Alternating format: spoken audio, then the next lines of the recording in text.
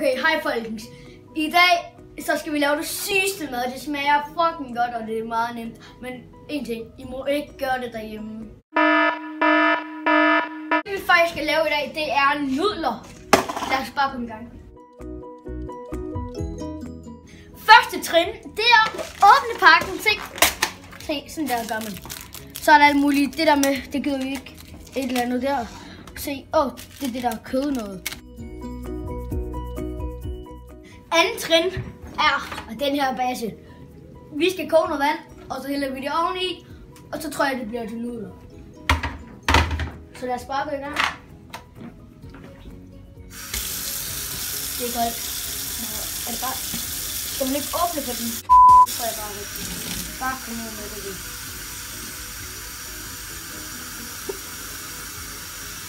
Det tror jeg skal godt. Se, så sætter man det bare over.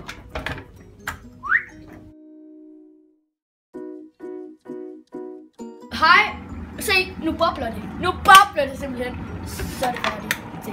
Så tror jeg bare, man hælder det i. Ej, jeg elsker det.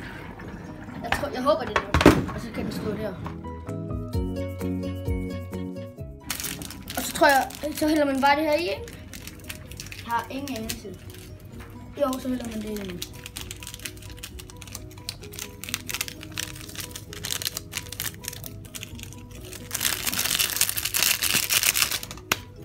Så skal den bare stå i 3 minutter. A few moments later. Simpelthen færdigt nu. Og ved du hvad? Jeg gider ikke at tage bestik.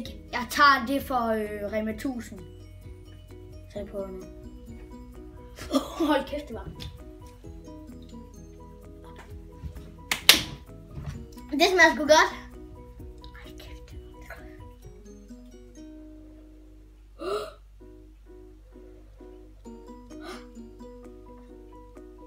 Tak fordi I så med.